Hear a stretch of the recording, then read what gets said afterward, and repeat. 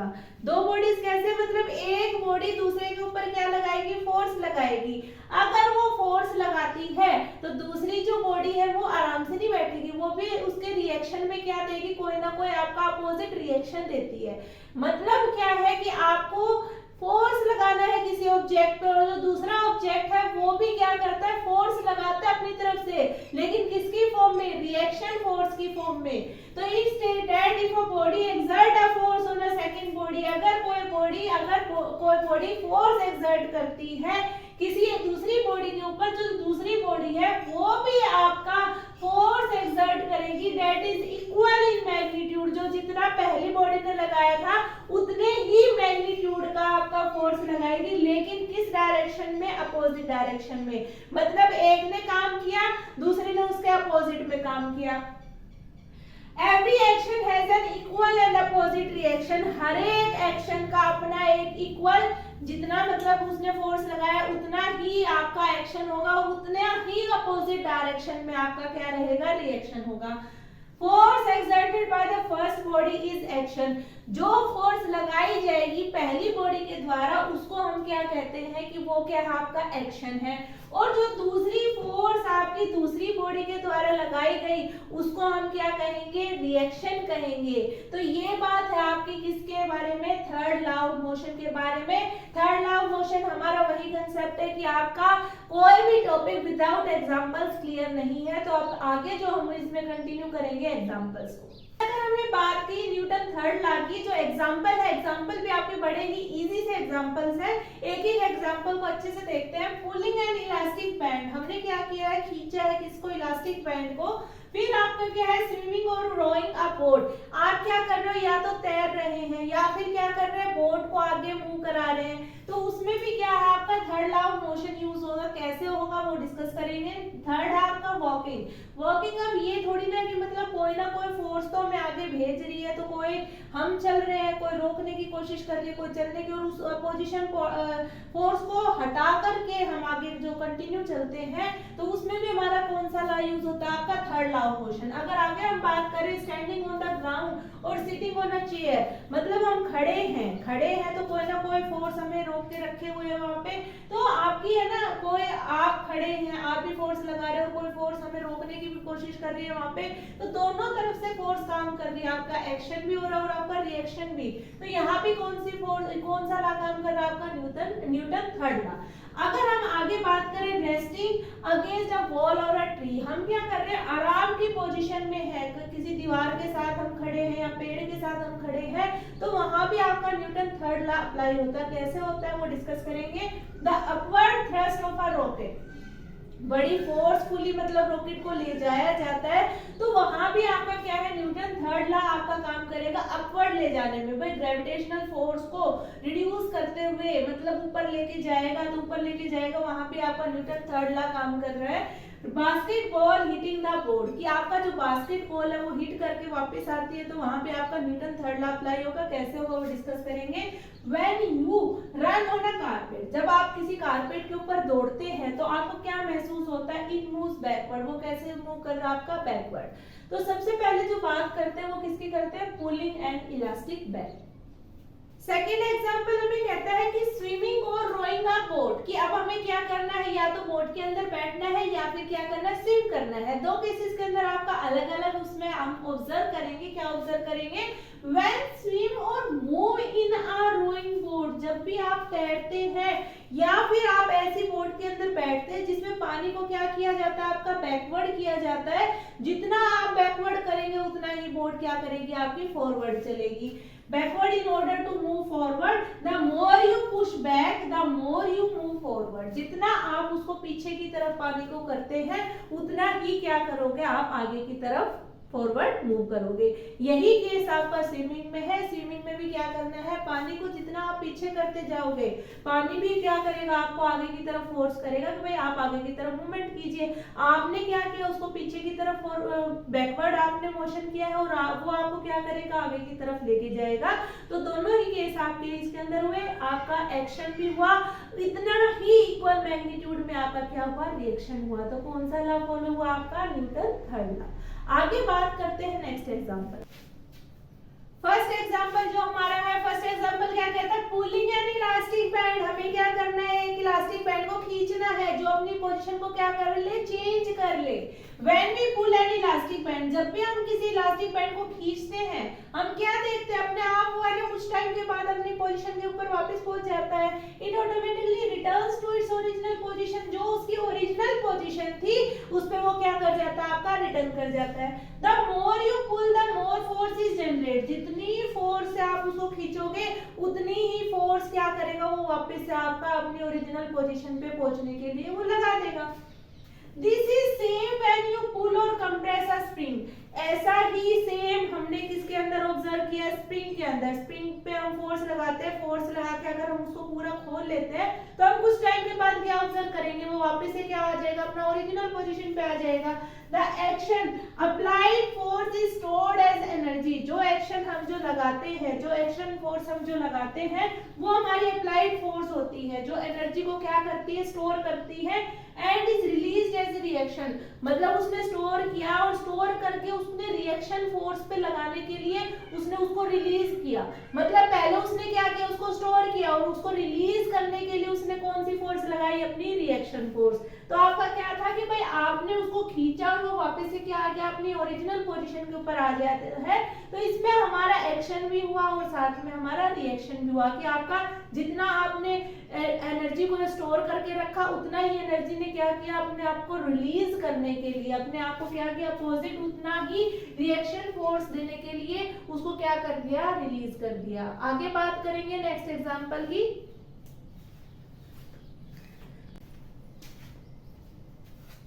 अब जो बात करेंगे, हम बात करेंगे वॉकिंग की। जो हम चलते हैं तो उसमें आपका है ना दो फोर्सेस काम करेंगी, एक आपका एक्शन होगा और दूसरा कौन सा होगा, आपका रिएक्शन। लेकिन ये एक्शन रिएक्शन काम कैसे करते हैं, When we walk, we apply a force in the backward direction. जब भी हम चलते हैं तो हम फोर्स अप्लाई करते हैं किस डायरेक्शन में, आपका बैकवर्ड डायरेक्शन में। जब भी हम चलेंगे जो हमारे पैर होंगे वो किस डायरेक्शन में आपका फोर्स अप्लाई करेंगे, बैकवर्ड डायरेक्शन के अंदर।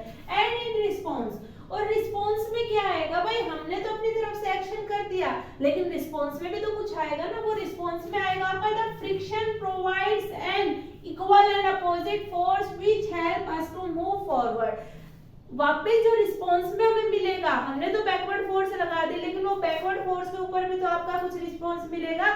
वो रिस्पॉन्स देगा आपका कौन सा, फ्रिक्शन, जो आपको प्रोवाइड करता है उतने ही इक्वल और अपोजिट फोर्स जो हमें हेल्प करती है कैसे चलने में, फॉरवर्ड चलने में। If there is no friction then we could not walk. अगर फ्रिक्शन नहीं है, अगर फ्रिक्शन नहीं है तो हम तो स्लिप कर जाएंगे। फ्रिक्शन है तभी तो हम आपका जो बैकवर्ड डायरेक्शन उसको फॉरवर्ड करने के लिए फ्रिक्शन ने काम कर दिया। तो आपका जो वॉकिंग के अंदर है, वॉकिंग के अंदर भी आपका कौन सा लॉ फॉलो करता है, आपका Newton third law of motion. आगे बात करेंगे जब हम बैठते हैं या खड़े होते हैं तो उसमें भी आपका क्या होता है, कौन सा लॉ काम करेगा। नेक्स्ट है आपका स्टैंडिंग ऑन द ग्राउंड। आप क्या है, ग्राउंड के ऊपर खड़े हैं या फिर बैठे हैं किसके ऊपर, चेयर के ऊपर। दोनों के अंदर आपका ना एक्शन और रिएक्शन होगा लेकिन हमें महसूस नहीं होता। वो महसूस क्यों नहीं होता, whenever we stand or sit or lie on the ground we feel nothing। कि भाई हम या तो बैठे होते हैं या खड़े होते हैं या आप क्या किया होता है, ग्राउंड के ऊपर लेटे हुए हैं, तो तीनों केसेस के अंदर हमें कुछ महसूस नहीं होता कि भाई कोई फोर्स हमारे ऊपर काम कर रही है। But there is actually a reaction force, लेकिन वहां पे हर एक जगह आपकी रिएक्शन फोर्स काम करेगी। लेकिन वो काम कैसे करते हैं वो देखिए। From the ground which counters the weight of our body, कि जो हमारा जो वेट है ना, वो जो वेट है वो किसकी तरह काम कर रहा है, एक्शन की तरह काम करता है। जो वेट है हमारा वो किसकी तरह काम करता है, जो बॉडी वेट है वो किसकी तरह काम करता है, एक एक्शन की तरह काम करता है। और जो ग्राउंड उसको जो भी जैसे चेयर पे जो हम बैठे उसको जो सपोर्ट करके रखता है वो क्या है, आपका रिएक्शन फोर्स है। The action here is our body weight, जो एक्शन है यहाँ पे वो हमारा कौन सा है, बॉडी वेट है। And the reaction force is a force from the ground to support us, कि जो ग्राउंड से जो फोर्स लगती है हमें सपोर्ट करने के लिए वो कौन सा है, आपका रिएक्शन फोर्स है। तो दोनों केसेस हमें समझ में आए कि एक तरफ आपका एक्शन हो रहा है और दूसरी तरफ क्या सपोर्ट करने के लिए भी आपका रिएक्शन फोर्स भी लग रही है। तो वही आपका न्यूटन थर्ड लॉ कहता है कि every action is an equal and opposite reaction, कि भाई जो बॉडी वेट जो था वो एज अ एक्शन है और जो उसको सपोर्ट करके रख रहा है वहां पे, उसको रोके रख रहा है तो वो आपका क्या है, रिएक्शन फोर्स है। तो दोनों फोर्सेस आपकी यहाँ पे काम करेंगी। नेक्स्ट एग्जांपल देखते हैं। हमें कहता है कि रेस्टिंग अगेंस्ट अ वॉल और अ ट्री, कि हम क्या कर रहे हैं, किसी दीवार के सहारे से हम खड़े हैं या पेड़ का सहारा लेकर हम खड़े हैं, हम आराम की पोजीशन में हैं। When we rest against a tree, जब भी हम पेड़ का सहारा लेकर जब आराम की पोजीशन में होते हैं या दीवार का सहारा लेकर हम आराम की पोजीशन में होते हैं, we get a reaction force from the tree or the wall in order to support us, कि हमें कोई ना कोई रिएक्शन फोर्स मिलती है ताकि वो हमें क्या करे, सपोर्ट करे। कि भाई अगर दीवार से हम आराम से खड़े हैं, आराम की पोजीशन में खड़े हैं, तो दीवार भी तो हमें सपोर्ट करती है ना, एज अ रिएक्शन फोर्स। मान लीजिए आपका कोई दोस्त आपके साथ लग के खड़ा हो जाता है, तो मतलब आप वो अपनी फोर्स लगा रहा है, लेकिन आप भी तो साथ में रिएक्शन फोर्स दे रहे हैं उसको सपोर्ट करने के लिए। यही काम आपका इसके अंदर होता है, जो वॉल और ट्री के सहारे से जो हम खड़े होते हैं, कि हमने तो अपनी फोर्स उसके ऊपर लगा दी, लेकिन रिएक्शन फोर्स भी तो हमारे ऊपर काम करती है ताकि वो हमें सपोर्ट करे। तो जो सपोर्ट करेगी तो कौन सा लॉ ऑफ मोशन आपका अप्लाई होगा, Newton third law of motion. तो यहाँ भी आपका एक्शन और रिएक्शन वाली बात हुई कि आपने क्या किया, एक्शन दिया किसके ऊपर, ट्री और वॉल के ऊपर, और वॉल और ट्री ने क्या किया, रिएक्शन फोर्स दी ताकि वो आपको क्या कर सके, सपोर्ट कर सके। नेक्स्ट एग्जांपल देखते हैं। नेक्स्ट आपका the upward thrust of a rocket. भाई आपका जो अपवर्ड थ्रस्ट जो लगता है रॉकेट के ऊपर, अब रॉकेट ऐसे तो नहीं है कि आप इजीली रॉकेट को भेज देंगे, तो रॉकेट के लिए क्या लगती है, बहुत ज्यादा आपकी एक्स्ट्रा फोर्स लगानी पड़ती है, क्योंकि ग्रेविटेशनल फील्ड को भी उसको एस्केप करना पड़ता है। ग्रेविटेशनल फील्ड उसको रोकने की कोशिश करेगी क्योंकि वो भी तो अपनी तरफ अट्रैक्ट करती है ना, तो उसको ओवरकम करने के लिए बहुत ज्यादा आपको फोर्स लगानी पड़ती है, जिसको एस्केप फोर्स भी कहते हैं। भाई एस्केप वेलोसिटी, भाई उस इतनी तेज वेलोसिटी से उसको लेके जाया जाता है कि वो जो ग्रेविटेशनल फील्ड वो क्या कर देती है, आपकी ग्रेविटेशनल फील्ड को आपका रिड्यूस कर देती है, और उसके बाद आराम से जो आपका जो रॉकेट है वो आपका इजीली मूव कर जाता है। The rocket is able to escape, जो रॉकेट है वो आपका एस्केप कर जाता है। कैसे, the gravitational force of the earth, because क्यों, ऑफ द हाई वेलोसिटी होने के कारण। But how is such a high velocity possible, मतलब अब ये पूछना चाहता है कि जो इतनी हाई वेलोसिटी वो पॉसिबल कैसे हुई। This is based on action reaction force, ये किसके ऊपर आपका बेस्ड है, एक्शन रिएक्शन फोर्स के ऊपर बेस्ड है। The exhaust from the rocket creates a downward force, जब रॉकेट को स्टार्ट किया जाता है तो बहुत ज्यादा जो एग्जॉस्ट उसके अंदर से निकलता है, तो वो क्या क्रिएट करता है, एक डाउनवर्ड फोर्स क्रिएट करता है। क्या क्रिएट करता है आपका downward force, create an equal and opposite thrust in the upward direction.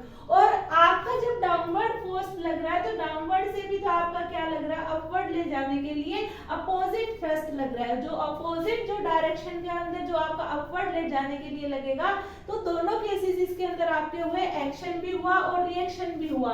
तो आपका जो एस्केप करना काफी डिफिकल्ट होता है ग्रेविटेशनल फील्ड से, तो आपको क्या करना पड़ता है, उस पे आपको थ्रस्ट अप्लाई करना पड़ता है, जो आपको ग्रेटर फोर्स उस पे अप्लाई करनी पड़ती है ताकि वो क्या करे, ग्रेविटेशनल फील्ड से एस्केप होता हुआ आराम से आपका रॉकेट जो है आपका निकल जाए।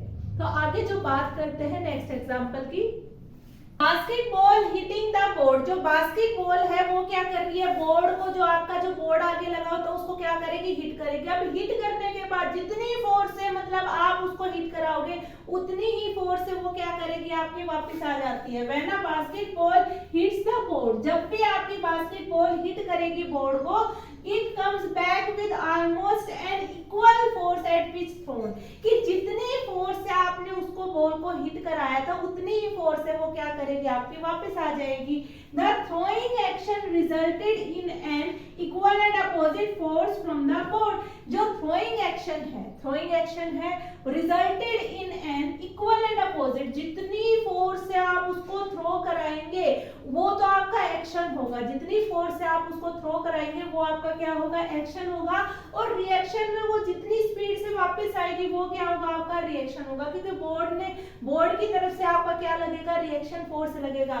तो एक तरफ से क्या हुआ, एक्शन हुआ, और दूसरे बोर्ड की तरफ से क्या हुआ, आपका रिएक्शन हुआ। तो दोनों फोर्सेस यहाँ पर आपकी काम करेंगी, एक्शन फोर्स भी काम करेगी और आपका रिएक्शन फोर्स भी काम करेगी, जो कि अप्लाई हो जाता है आपका Newton third law of motion. कि भाई आपने जो बास्केटबॉल को जो आपने हिट कराया बोर्ड से, तो आपने क्या किया, एक्शन किया, और बास्केटबॉल जो बोर्ड है वो क्या दे रहा है, आपका रिएक्शन फोर्स दे रहा है। रिएक्शन में उतनी स्पीड से बॉल वापस आएगी आपकी। तो दोनों केसेस इसके अंदर हम ऑब्जर्व करेंगे। तो ये जो बात की हमने किसकी, basketball hitting the board. Next example की बात करते हैं।